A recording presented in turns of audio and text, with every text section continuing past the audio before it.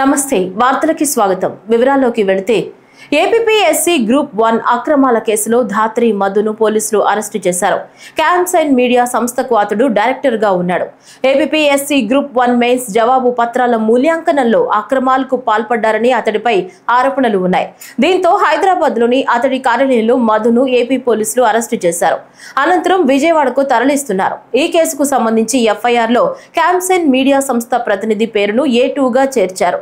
నిబంధనలకు విరుద్ధంగా కొటేషన్ విధానంలో మూల్యాంకన బాధ్యతలు పొందిన సదరు సంస్థ అవకతవకలకు పాల్పడినట్లు పోలీసుల ప్రాథమిక విచారణలో తేలింది.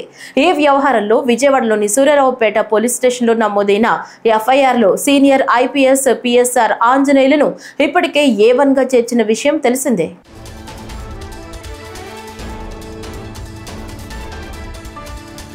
సచివాలయంలో దేవాదాయ శాఖపై ముఖ్యమంత్రి నారా చంద్రబాబు నాయుడు సమీక్ష నిర్వహించారు. ఈ కార్యక్రమంలో మంత్రి ఆనం రామనారాయణ రెడ్డి అధికారులు హాజరయ్యారు.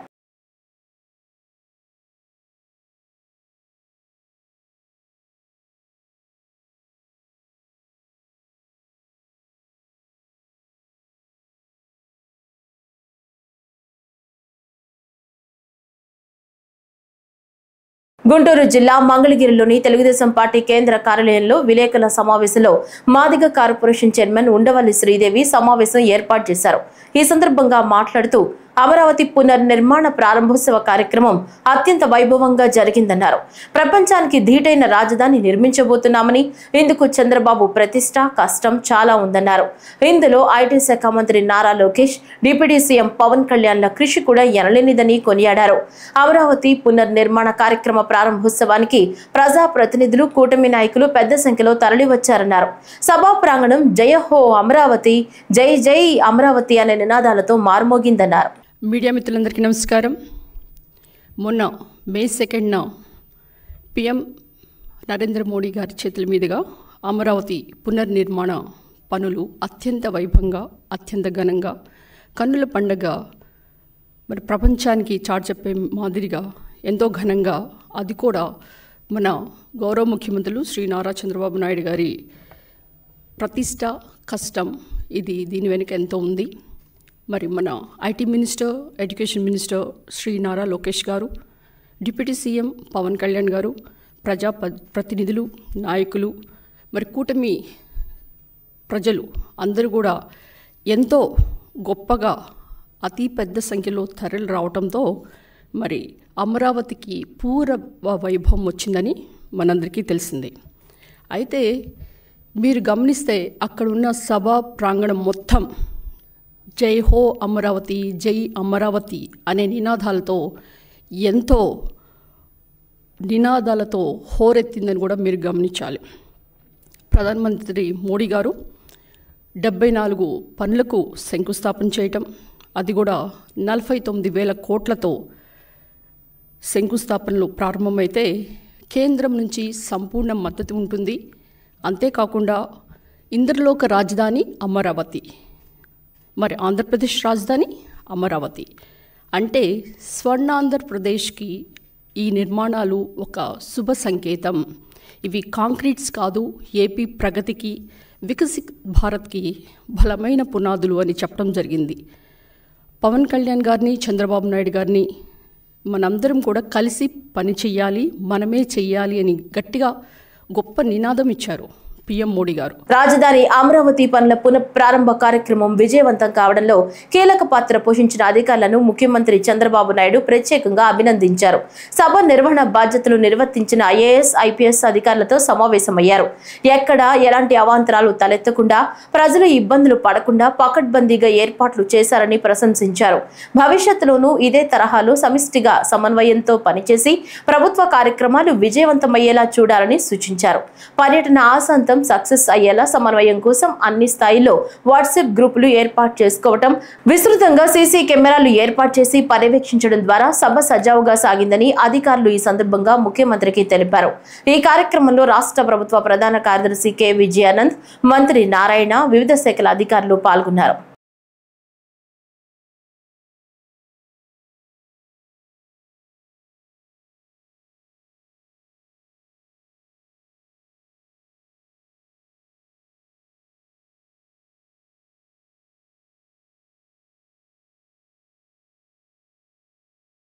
కులగణనపై బీజేపీకి జ్ఞానోదయం అయిందని ఏపీ పీసీసీ అధ్యక్షురాలు వైఎస్ షర్మిల పేర్కొన్నారు. ఈ క్రమంలో కేంద్రం తీసుకున్న నిర్ణయాన్ని స్వాగతిస్తున్నామని తెలిపారు. ఈ సందర్భంగా మాట్లాడుతూ ఇది రాహుల్ గాంధీ విజయం, ఈ క్రెడిట్ మొత్తం రాహుల్ గాంధీకే చెందుతుందని ఆమె పేర్కొన్నారు. సామాజిక న్యాయం కోసం కులగణన చేయాలని కాంగ్రెస్ డిమాండ్ చేసిందని వైఎస్ షర్మిల తెలిపారు. కులగణన చేసి రిజర్వేషన్లు పెంచాల్సి వస్తే పెంచాలని రాహుల్ గాంధీ అన్నారని ఆమె గుర్తు చేశారు. ఇక ఈరోజు ప్రెస్ మీటు పెట్టాలనుకున్న అంశము కులగణన. కేంద్ర ప్రభుత్వం ఎట్టకేలకు దేశవ్యాప్తంగా కులగణనకి ఒప్పుకున్నట్టుగా మొన్న బీజేపీ మంత్రి ప్రకటించడం జరిగింది. చాలా సంతోషం. ఇప్పటికైనా మీకు జ్ఞానోదయం అయింది. ఇప్పటికైనా బీజేపీ పార్టీ కులగణనకి అంగీకరించింది.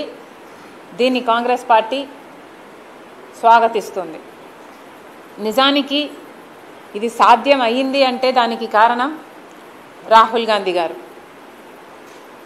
రాహుల్ గాంధీ గారు ఎప్పటి నుంచో కులగణన జరగాలి అని ఎప్పటి నుంచో డిమాండ్ పెట్టారు. మన దేశంలో ఏ కులానికి సంబంధించి ఎవరు ఏ ఆర్థిక పరిస్థితుల్లో ఉన్నారో తెలియకపోతే వారికి న్యాయం చేయటం అసాధ్యం. కాబట్టి కులగణన అనేది తప్పనిసరి. కులగణన తప్పకుండా జరగాల్సిన విషయము. అది చేసిన తర్వాత ఆ కులగణన డేటా ప్రకారము రిజర్వేషన్లు కూడా ఆల్టరేషన్ అయితే ఆల్టరేషను, లేకపోతే పరిమితి పెంచాల్సి ఉంటే పెంచాలి అన్న విషయాన్ని కూడా రాహుల్ గాంధీ గారు అనేక సందర్భాలలో డిమాండ్ చేయడం జరిగింది. ఈరోజు బీజేపీ పార్టీ తల వంచి కులగణనకి అంగీకరించింది అంటే దానికి కారణం రాహుల్ గాంధీ గారు చేసిన పోరాటం. ఈ క్రెడిట్ మొత్తము పూర్తిగా కాంగ్రెస్ పార్టీకే చెందుతుంది, ఎవరు అవునన్నా ఎవరు కాదన్నా. 2025 సంవత్సరంలో 10వ తరగతిలో 570కి పైగా మార్కులు సాధించిన పోలీస్ పిల్లల ప్రతిభను గుర్తించిన జిల్లా ఎస్పీ పట్టణంలోని police guest house conference hall నందు వారి తల్లిదండ్రుల సమక్షంలో విలువైన బహుమతులను ప్రదానం చేయడం జరిగింది. ఈ సందర్భంగా జిల్లా ఎస్పీ మాట్లాడుతూ పిల్లల బంగారు భవిష్యత్తును రూపుదిద్దేందుకు తీసుకున్న ఒక చిన్న ప్రయత్నంలో భాగమే ఈ బహుమానం ప్రదానం చేయడమన్నారు. పిల్లలు తమ కృషి పట్టుదలతో అద్భుతమైన ఫలితాలను సాధించడం గర్వకారణమన్నారు.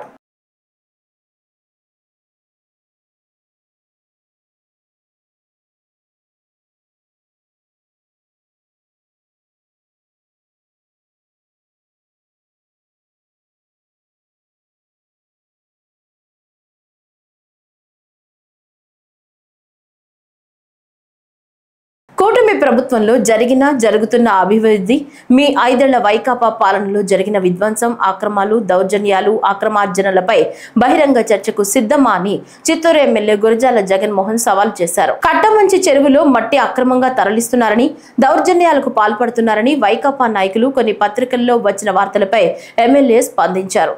ఈ సందర్భంగా చిత్తూరు నగరపాలక పరిధిలో భూగర్భ జలాలు పెంచడం, కట్టమంచి చెరువు కట్టను పటిష్టం చేసి సుందరీకరణ చేయాలనే మంచి ఉద్దేశంతో పూడికతీత పనులు చేస్తుంటే అక్కడేదో అక్రమంగా మట్టి తవ్వుతున్నట్లు కొందరు పని కట్టుకుని ప్రచారం చేయడం తగదన్నారు. ఎమ్మెల్యే ఉన్నాము, అధికారులు ఉన్నారు, మీరు పలానా వాళ్ళ కన్సల్ట్ కాకుండా మట్టి అమ్మేస్తున్నారు అంటే నేను ఓపెన్ స్టేట్మెంట్ ఇచ్చాను. ఎవరికి మట్టి కావాలో వచ్చి తీసుకోండి. ఇది ఫ్రీ ఇది టెండర్ అయింది కాదు కదా. ఒక 40 ఎకరాల చెరువుని పూడికి తీసి సుందరంగా తయారు చేయాలంటే 4-4.5 కోటి అవుతుందని ఎస్టిమేట్ ఇచ్చింది. మన దగ్గర ఫండ్ లేదు. ఎందుకు? అడిపల్లి రిజర్వాయర్కి ఎప్పుడైతే మనము చిత్తూరు మున్సిపల్ ఆస్తుల్ని కానీ వచ్చే రెవెన్యూని కానీ లింకప్ చేశారు అమృత్ ఫండ్స్కి. సో మన దగ్గర డబ్బులు లేదు. మరి డబ్బు లేదు కదా ప్రజల్ని నీళ్ళు ఇవ్వకుండా గాలికి వదిలేలేము కదా. అంతా ఇంత చదువుకొని తెలివయ్యి చిత్తూరుకి ఎమ్మెల్యేగా అయినాక ఒక డిఫరెన్స్ చూపించాలి అంటే డబ్బుంటే పని చేయాలి అంటే ఎవరైనా పని చేయించడానికి నేనే అవసరం లేదు. డబ్బుంటే అధికారులు ఆ డబ్బుని ఎలా ఖర్చు పెట్టాలో తెలిసిన వాళ్ళు ఖర్చు పెడతారు. ఒక ఎమ్మెల్యేగా నేను మంచి పనికి చిత్తూరు ప్రజలకి నీళ్ళు ఇవ్వాలని ఏదైతే అందరికీ ఓపెన్ ఆఫర్గా అంటే సాక్షి పత్రిక ఓనర్లకి లేదా మా చిత్తూరు నియోజకవర్గంలో అపోజిషన్ నాయకుడికి విపరీతమైన ధనం ఉంది అని తెలుసు. పబ్లిక్కి నాకు కాదు, నేను కొత్త కాబట్టి ఇంకా కొంచెం తెలుసు. సో సాక్షి పత్రికకి సాక్షి యాజమాన్యము ప్లస్ మా చిత్తూరు నియోజకవర్గ నాయకుడికి అప్పచెప్దామని ఉన్నాం. ఎందుకంటే వాళ్ళు చెప్పారు 50 లోట్లు అమ్ముకుంటా 50,000 లోట్లు అమ్మేసి ఉంటారు అని. అంటే క్యాలిక్యులేషన్ తెలియక రాజకీయపరమైన మాటలు మాట్లాడితే ఇప్పుడు రాజకీయం ఏం లేదు, ఎలక్షన్ ఏం లేదు. నిజంగా కూడా 50,000 లోట్లు ఎత్తాలంటే ఎన్ని రోజులు కావాలి? ఒక ఇటాచ్ 2 జేసీబీలు ఒక 4 ట్రిప్పర్లు ఒక రోజుకి ఎంత మట్టి ఎత్తుతుందో వారికి బాగా తెలుసు. ఎందుకంటే గత ప్రభుత్వంలో అన్ని క్వారీలు అన్ని గ్రావెల్ కొండలన్నీ కొట్టి అమ్మినారు కాబట్టి నాకంటే వారికి బాగా లెక్కలు తెలుసు. కార్మికుల హక్కుల కోసం దేశవ్యాప్తంగా అన్ని కార్మిక సంఘాల పిలుపులో భాగంగా మే 20న జరిగే దేశవ్యాప్త సమ్మెలో ఎన్టీపీసీ కాంట్రాక్టు కార్మికులు పాల్గొని విజయవంతం చేయాలని కోరుతూ సిఐటియు అనుబంధ రామగుండం ఇండస్ట్రియల్ వర్కర్స్ యూనియన్ ఆధ్వర్యంలో ఎన్టీపీసీ ప్లాంట్ గేట్ 2 వద్ద సమ్మె వాల్ పోస్టర్ ఆవిష్కరించారు. అనంతరం యూనియన్ అధ్యక్ష ప్రధాన కార్యదర్శి గిట్ల లక్ష్మారెడ్డి నాన్సాని శంకర్ మాట్లాడుతూ కేంద్ర బీజేపీ ప్రభుత్వం కార్మిక వ్యతిరేక విధానాలు మానుకోవాలని, కార్మికులకు నష్టదాయకమైన 4 లేబర్ కోడ్లను రద్దు చేయాలని, అసంఘటిత రంగ కార్మికులకు కనీస వేతనం నెలకు 26,000 రూపాయలు అమలు చేయాలని, గత అగ్రిమెంట్ ప్రకారం ఎన్టీపీసీ యాజమాన్యం కాంట్రాక్ట్ కార్మికులకు ప్రమోషన్ పాలసీని అమలు చేయాలని డిమాండ్ చేశారు. దేశవ్యాప్త సమ్మె చేయాలని చెప్పి దేశవ్యాప్త కార్మిక సంఘాలన్నీ కూడా పిలుపునివ్వడం జరిగింది. ఈరోజు బీజేపీ ప్రభుత్వం వచ్చి రెండోసారి కూడా మరి మోడీ ప్రభుత్వం వచ్చింది. కానీ ఇప్పటి వరకు కూడా కార్మికులకు ఒక్క జీవోను కూడా ఇంతవరకు మరి గెజెట్ చేయలేదు. కనీస వేతనం 26,000 ఉండాలని చెప్పి కార్మిక సంఘాలు దేశవ్యాప్తంగా నిరసన కార్యక్రమాలు జరుగుతూ ఉన్నాయి. అయినా ఈ మోడీ ప్రభుత్వం ఏదైతే పెట్టుబడిదారు వ్యవస్థకు కార్పొరేట్ వ్యవస్థలకు రాయితీలు ఇస్తుంది తప్ప కార్మిక వర్గానికి కనీస వేతనం ఇవ్వాలన్న సోయి ఇప్పటి వరకు కూడా ఈ మోడీ ప్రభుత్వానికి బీజేపీ ప్రభుత్వానికి లేదు. ఇప్పటికైనా ఏదైతే చికాగో అమరవీరులు సాధించిన ఏదైతే చట్టాలు ఉన్నాయో కార్మిక చట్టాలన్నీ 29 చట్టాలను గురించి ఈరోజు 4 లేబర్ కోడ్లుగా తీసుకురావడం జరిగింది. ఆ 4 లేబర్ కోడ్లు రావడం వల్ల ఈరోజు కార్మిక వర్గం అంతా మరి ఏదైతే మరి బానిసత్వానికి నెట్టబడే పరిమాణాలు ఉన్నాయి కాబట్టి వెంటనే ఈ 4 లేబర్ కోడ్లను రద్దు చేయాలని చెప్పి ప్రధానంగా కార్మికులకు కనీస వేతనము 26,000 ఉండే విధంగా గెజెట్ చేసి జీవో విడుదల చేయాలనే ఇతర డిమాండ్లతోని దేశవ్యాప్తంగా మే 20 తారీఖు నాడున దేశవ్యాప్త సమ్మె జరుగుతూ ఉన్నది. ఆ జరిగే కార్యక్రమంలో ఎన్టీపీసీ కాంట్రాక్ట్ కార్మికులందరూ కూడా ఉదయం షిఫ్ట్ నుంచి 24 గంటలు మరి సమ్మె పాటించి ఈ సమ్మెను విజయవంతం చేసి కార్మిక హక్కులను సాధించుకునే విధంగా ఉండాలని చెప్పి బీజేపీ ప్రభుత్వానికి ఒక గుణపాఠంగా ఉండాలని చెప్పి రాబోయే కాలంలో ఈ బీజేపీ ప్రభుత్వం తగిన బుద్ధి చెప్పి మరి ఏదైతే కనీస వేతనం ఇవ్వని పక్షంలో 4 లేబర్ కోడ్లు రద్దు చేయని పక్షంలో మరో పోరాటానికి మరో రైతు ఉద్యమానికి తెరలేపే విధంగా ఉంటుందని చెప్పి మరొకసారి సిఐటిగా ఈరోజు బీజేపీ ప్రభుత్వాన్ని డిమాండ్ చేస్తూ ఉన్నాం. పోలవరం ప్రాజెక్టు వైసీపీ ప్రభుత్వంలో నిర్లక్ష్యంగా ఉండి నేడు పనులు పరుగులు పెడుతుందని మాజీ మంత్రి పీతల సుజాత అన్నారు. ఇప్పుడు ఆ వివరాలు చూద్దాం. అందరికీ నమస్కారం అండి. పోలవరం ప్రాజెక్ట్ దేశానికే ఒక ఆదర్శవంతమైనటువంటి ప్రాజెక్ట్. ఆంధ్రుల జీవనాడి పోలవరం. స్వాతంత్రం వచ్చినప్పటి నుంచి కూడా పోలవరం ప్రాజెక్టు పూర్తవటం అనేది ఒక కలగానే మిగిలిపోతూ వస్తుంది. చంద్రబాబు నాయుడు గారు ముఖ్యమంత్రి అయిన తర్వాత ఒక సంకల్ప బలంతో, ఒక కృషితో, ఒక కంకణం కట్టుకుని ఎట్లా అయినా సరే పోలవరం ప్రాజెక్ట్ని పూర్తి చేసి జాతికి అంకితం చేయాలి అనే ఒక మంచి ఆలోచనతో, దృఢ నిశ్చయంతో ముందుకు వెళ్తున్న విషయం ప్రజలందరికీ కూడా తెలుసు. నేడు గౌరవ ముఖ్యమంత్రి వర్యులు చంద్రబాబు నాయుడు గారు ఈ పోలవరం ప్రాజెక్ట్ని వేగవంతంగా పూర్తి చేసి, అంతేకాకుండా కోట్లాది రూపాయల యొక్క వ్యయాన్ని వ్యవసాయాన్ని, కోట్లాది రూపాయల వ్యవసాయాన్ని కాపాడేందుకు చాలా కృషి చేస్తున్నారు. అంతేకాకుండా చివరి ఆయకట్టు వరకు కూడా నీరందించాలని ఒక లక్ష్యంతో ఈ రోజున కూటమి ప్రభుత్వం ముందుకెళ్తున్న విషయాన్ని కూడా ప్రజలకు తెలియజేస్తున్నాం. అంతేకాకుండా పోలవరం ప్రాజెక్ట్ మన రాష్ట్రాన్ని కరువు నుండి కాపాడే ఒక సంజీవన్ లాంటిది, ఒక వరప్రదాయని. సో అట్లాంటి పోలవరం ప్రాజెక్ట్ని కట్టడం అనేది ఆషామాషి విషయం కాదండి. అది ఒక చిత్తశుద్ధి ఉన్న నాయకుడికి మాత్రమే ఆ విషయం తెలుస్తుంది, ఆ విలువ తెలుస్తుంది. ఆ చిత్తశుద్ధి ఉన్నటువంటి నాయకుడే మన గౌరవ ముఖ్యమంత్రి చంద్రబాబు నాయుడు గారు. ఈ ప్రాజెక్ట్ని సకాలంలో పూర్తి చేసి రైతులకి అండగా ఉండేందుకు ప్రభుత్వ యంత్రాంగం డే అండ్ నైట్ చాలా పనిచేస్తున్న విషయాన్ని కూడా, బాగా పనిచేస్తున్న విషయాన్ని కూడా నేను ప్రజలకు తెలియజేస్తున్నా. మరి గత 5 సంవత్సరాల్లో మనం చూసాం, వైసీపీ హయాంలో పోలవరం ప్రాజెక్ట్ని ఎంత నిర్లక్ష్యం చేశారో, ఎంత పడకేసేశారో, వెనక్కి తీసుకెళ్లారో ప్రజలందరూ కూడా చూశారు.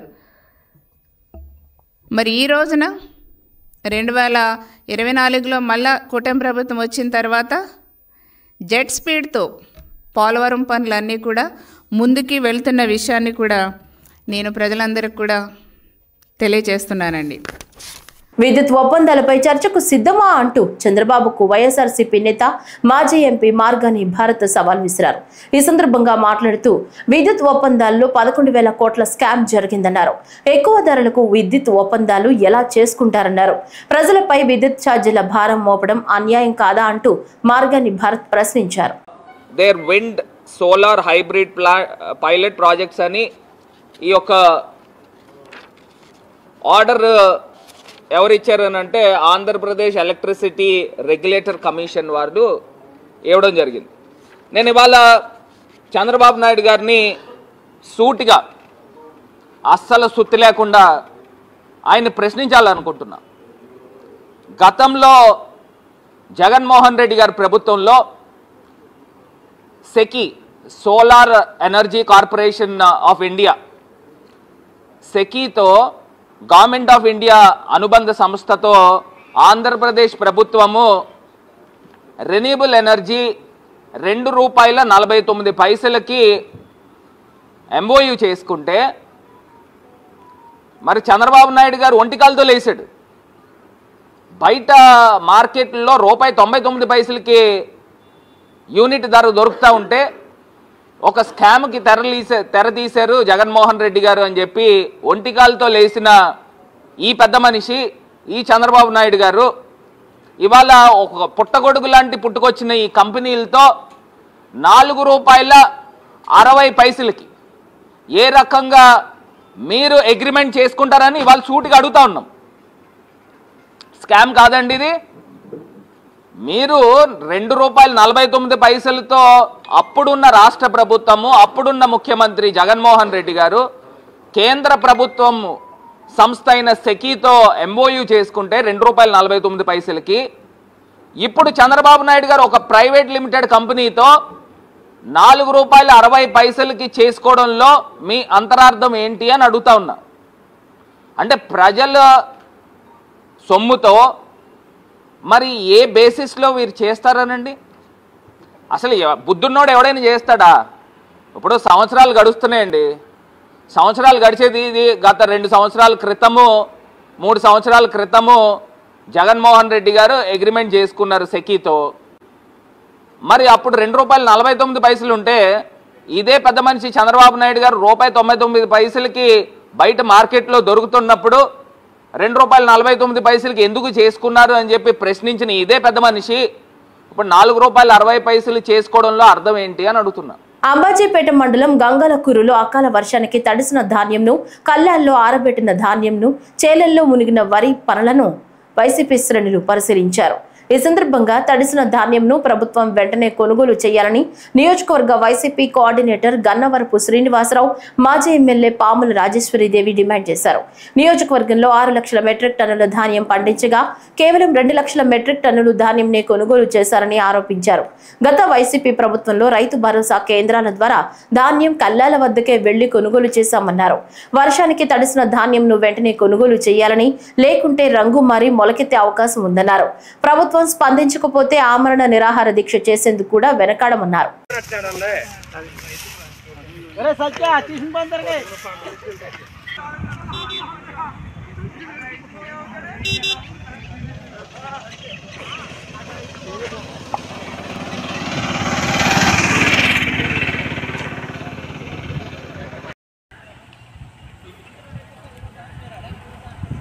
తడిసిన ధాన్యాన్ని వెంటనే కొనుగోలు చేయాలి. తడిసిన ధాన్యాన్ని వెంటనే కొనుగోలు చేయాలి. తడిసిన ధాన్యాన్ని వెంటనే కొనుగోలు చేయాలి. తడిసిన ధాన్యాన్ని వెంటనే కొనుగోలు చేయాలి. తడిసిన ధాన్యాన్ని వెంటనే కొనుగోలు చేయాలి. తడిసిన ధాన్యాన్ని వెంటనే కొనుగోలు చేయాలి. తడిసిన ధాన్యాన్ని వెంటనే కొనుగోలు చేయాలి. తడిసిన ధాన్యాన్ని వెంటనే కొనుగోలు చేయాలి. తడిసిన ధాన్యాన్ని వెంటనే కొనుగోలు చేయాలి. తడిసిన ధాన్యాన్ని వెంటనే రైతుల పట్ల కూటమి ప్రభుత్వం నెలకి వైఖరి.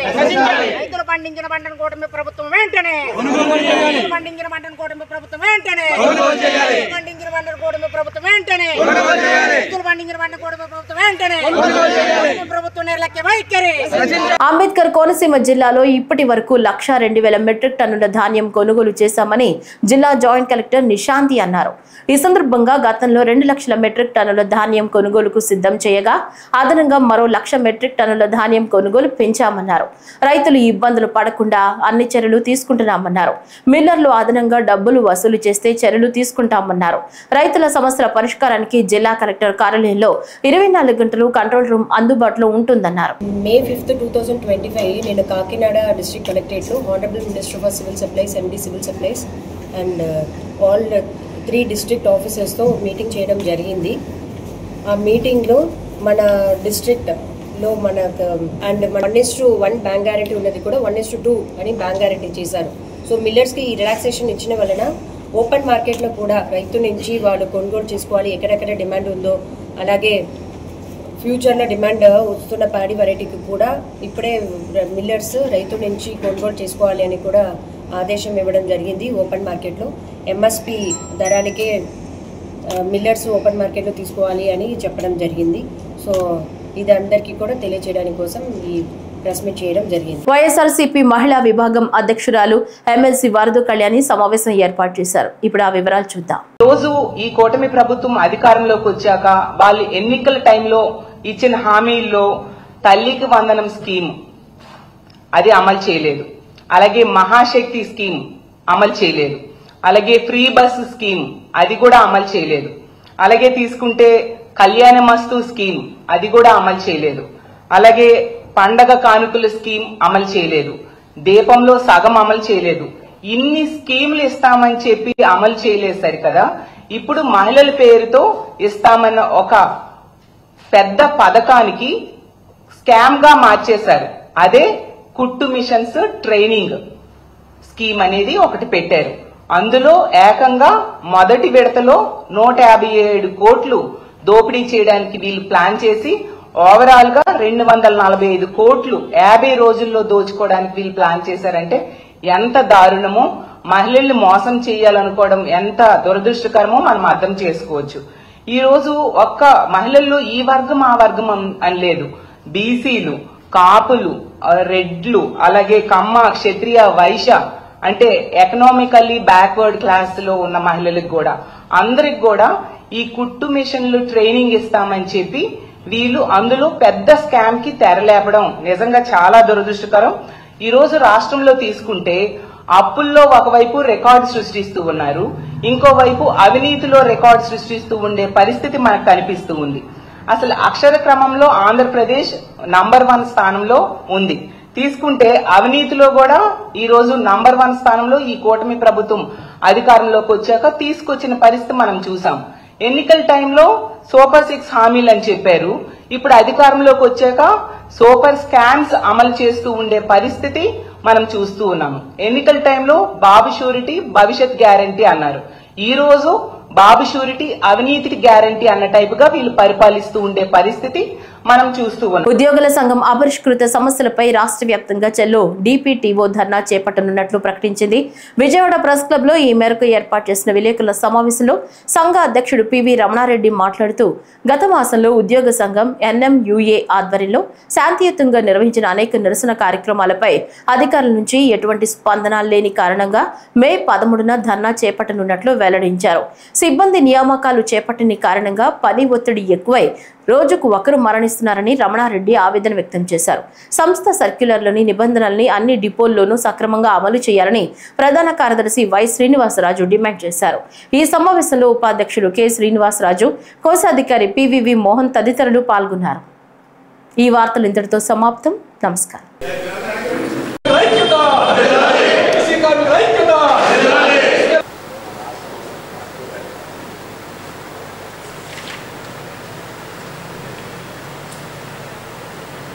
APPTD national Mazdoor union central కమిటీగా ఏపీఎస్ఆర్టీసీ ఎండీ గారికి జనవరి నెలలో దీర్ఘకాలికంగా ఉద్యోగులు ఎదుర్కొంటున్న సమస్యల మీద మెమరాండం ఇవ్వడం జరిగింది.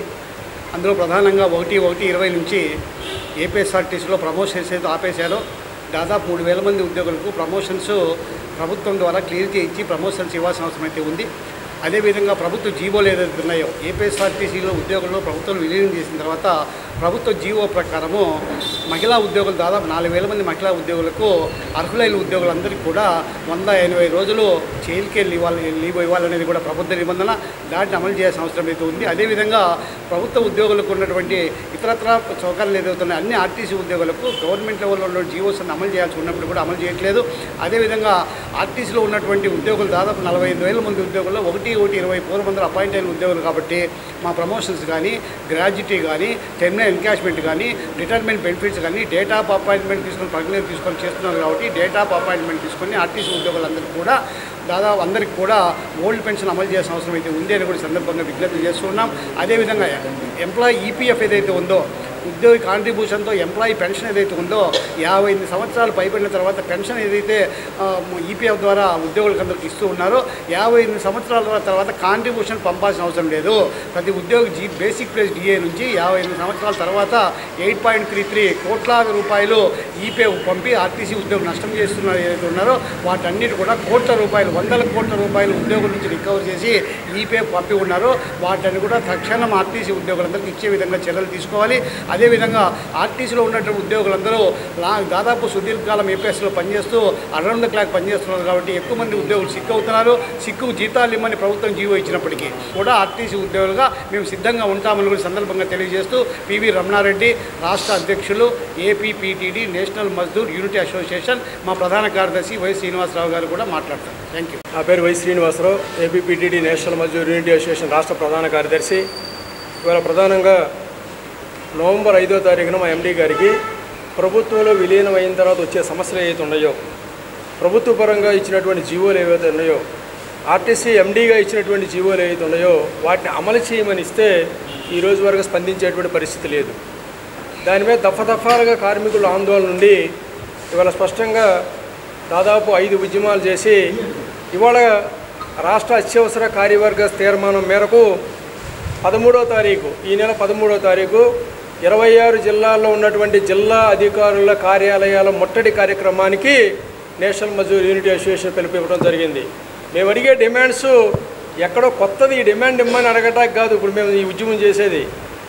ఈ ఎండీ గారు ఇచ్చినటువంటి సర్క్యులర్ అమలు చేయమంటా ఉద్యమం చేయాల్సి వస్తుంది. మేము ఈ ప్రభుత్వం ఇచ్చినటువంటి సర్క్యులర్ అమలు చేయమంటా ఉద్యమం చేయాల్సి వస్తుంది. ఇప్పుడు మేము ఇచ్చిన డిమాండ్స్ అన్నీ గతంలో అమలయ్యి ఇప్పుడు అమలు ఉన్నటువంటి సమస్యలు ఎక్కడైనా గవర్నమెంట్లోకి వచ్చిన తర్వాత ఏదైనా కొత్తది ఏమైనా కలిసి వస్తుంది ఎక్కడైనా సరే మాకు చాలా వాటిలో లాస్ అయిపోయి లాస్ అయిన వాటిని పక్కన పెట్టి అమల్లో ఉండేటిని అమలు చేయకపోయినటువంటి యాజమాన్యం మీద వాళ్ళు ఏదైతే పోరాటం చేయాల్సి వస్తుందో మీ ద్వారా రాష్ట్ర ప్రభుత్వాన్ని విజ్ఞప్తి చేసేది తక్షణం మీరు ఇచ్చినటువంటి జీవోలు మీ అధికారులు ఇచ్చినటువంటి జీవోలు ఏదైతే అమలు చేయట్లేదో దాని మీద ఏదైతే రోడ్డు మీద వెళ్ళాల్సిన పరిస్థితి ఏర్పడుతుందో మీరు కలుగు చేసుకోండి.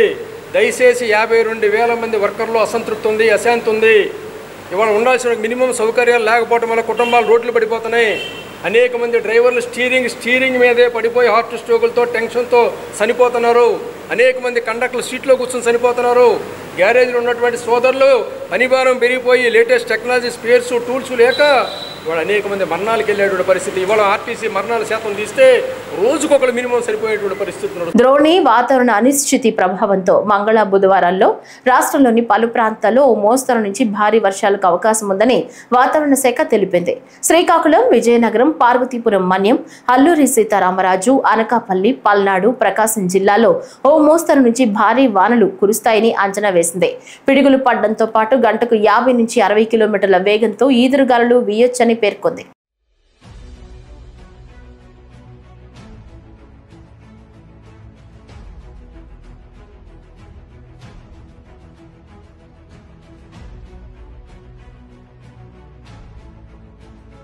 ఈ వార్తలు ఇంతటితో సమాప్తం. నమస్కారం.